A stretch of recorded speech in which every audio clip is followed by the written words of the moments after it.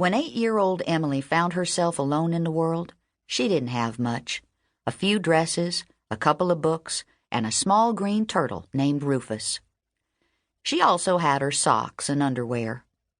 Emily never said underwear aloud, never said anything very loud, because her mother worked for the wealthy Miss Luella Nash, and the old woman liked quiet. Peace and quiet, calm and order, crackers and cheese, and a perfectly brewed cup of tea. When she drove her carriage, however, and Luella always insisted on driving herself, she went a little bit crazy. Her neighbors called her Loony Lou.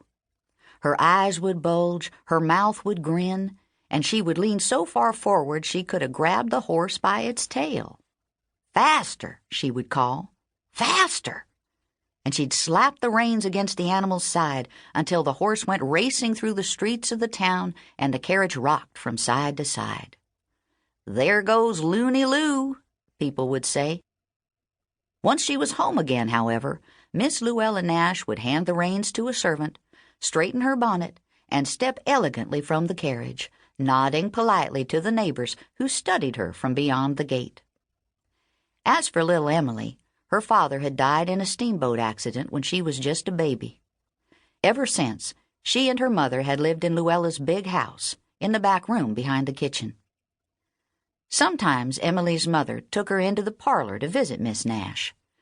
Emily had to make sure that her hair was curled, her ears were clean, her nose was blown, her teeth were brushed, her nails were trimmed, her clothes were pressed, and her socks had not a wrinkle in them. She even took off her shoes so they wouldn't make any noise. And on the rare occasion that Miss Luella Nash asked her a question, Emily answered in a voice so soft it could have been the squeak of the lid on a mustard jar. Miss Luella Nash seemed to believe that grown-ups were always right. If the carriage master upset the horses and said that the gardener had done it, Luella Nash believed him. If the gardener bumped the rose trellis and said that the maid had done it, Luella Nash believed him too. And if the maid knocked over a vase and said that Emily had done it, then, of course, Luella Nash believed that also. "Dismissed," she would say to Emily at the end of a visit, waving the fingers of one hand and sending her from the room. So, little Emily was not allowed to be seen or heard unless she was on her best behavior, and Miss Nash would not let her do any work about the place, except for buttoning her own dresses and tying her own shoes, combing her own hair and brushing her own teeth. Emily was not allowed to help the servants with the dusting, because Miss Nash wanted it done just so. She could not feed the chickens, wash the dishes, husk the corn, gather the berries, or mop the floor. Everything had to be done exactly as Luella Nash thought right. Emily's mother encouraged her to do as much as possible in the room they shared. Emily learned to make a bed and shake a rug and sweep a floor and scrub a tub. But most of the time she could only sit at the window and watch the neighbor children at play.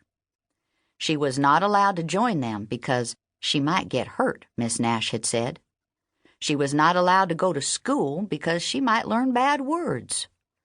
Her mother taught her to read and write, but still, "How will I ever get along in the world if I can't do anything?" Emily asked Rufus, her turtle, as he sat on the back of her hand, and together they watched the world beyond the window.